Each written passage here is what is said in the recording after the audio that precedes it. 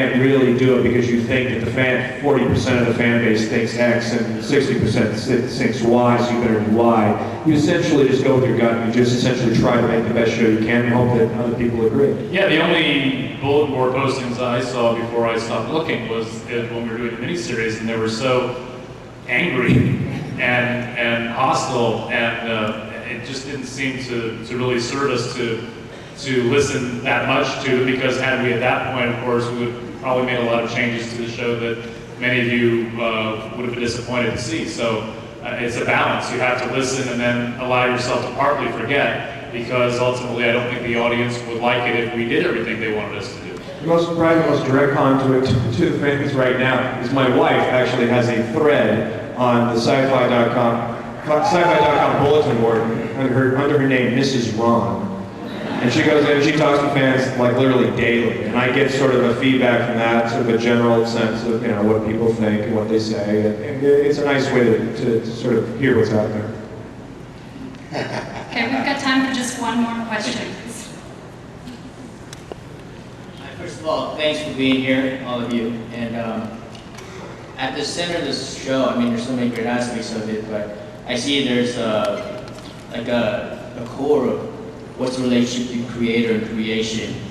And I was wondering if, in writing a show, if you can comment on that in terms of what's happening this season, without giving too much away, particularly with some of the actors, like Lucy's character, please. Lucy's going to be with us for a 10-episode arc for the first half of the season.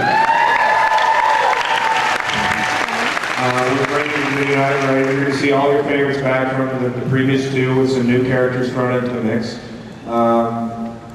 It's going to be an interesting season. We're going to lose some people that I think we're all very fond of. There's going to be some losses that the family's going to take. The family's going to also have some victories that we haven't had in the past.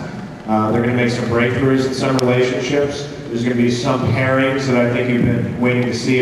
Are those two ever going to get together? Are those two ever going to really say what they mean to each other? And the answer to that is yes. But it ain't going to be that simple, because nothing's that simple in Battlestar Galactica. And the show's all about the characters. And I think this season you're going to see that we really took a lot of chances with the characters. They went in a lot of unexpected directions.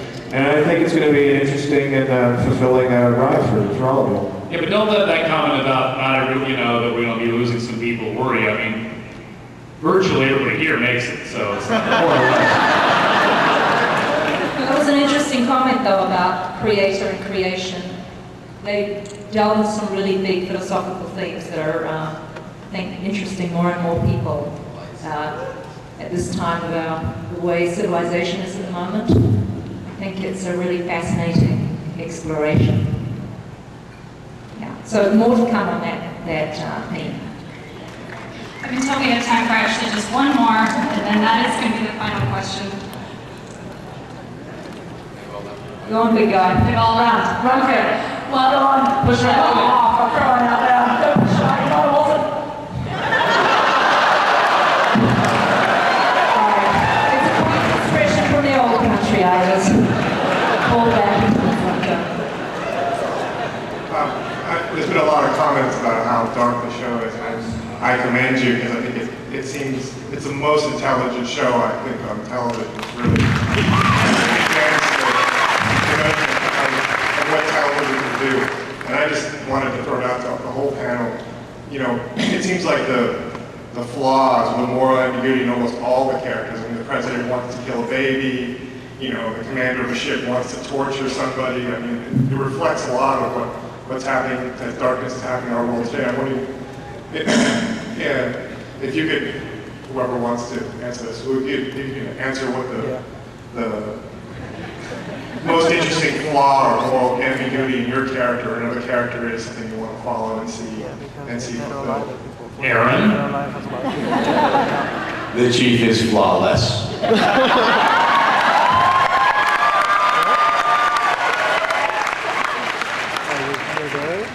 Let me just toot the horn here. I don't know if you people know this. Some of you, I'm sure, know it. But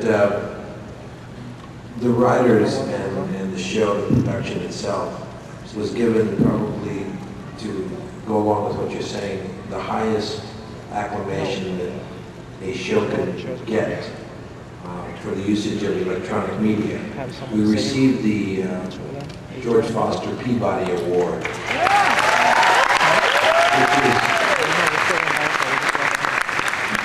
is strikingly, you can't vie for this award. It's like winning the Pulitzer. They look at the work that's being done on television throughout the world, and then they pick a very intellectually advanced group of people, decide, Blue Ribbon Committee, decide who is using television and media, the electronic medium, to the best of the ability of the medium. And we received that acclamation this year, and it shocked all of us. I mean, we were all stunned by it, and we were very grateful for it. But I think that the fact that what the writers, and Ron, especially, and David, have been able to create, and the darkness comes from the realities. You hit it right on the head. The reality of what we're touching is something that we know very well. And it makes you rethink your own sense of what it is. Because somebody just said, you know, the good and evil. I dare somebody to tell me who the good guys and the bad guys are in this show. Because as you start to get into it deeper and deeper, you start to realize that the Cylons are much more cohesive in understanding their experience and what they're trying to get out of their experience than the humans. Like we say, we end up, I'll just put it to you this way, in the show this year, we are going to touch the issue that's most affecting the planet, which is the pandemic. The pandemic, which is coming, and you all know it's coming, and yet nobody really is preparing for it. The pandemic of the bird flu. And you know, a lot of people say, you know, until it hits you like it hit in 1918 and took out, you know, 40 million of us, you don't really get it. And in this case, we use it the same way that the English used it against the indigenous people here in the United States of America. And we use it, the human beings use it against the Cylons. And we spread a pandemic amongst them. And it's incredibly difficult to take, the psychology of it. It's just incredible.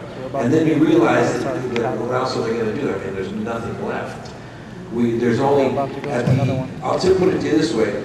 At last count, we were less than 38,000 people left, human beings.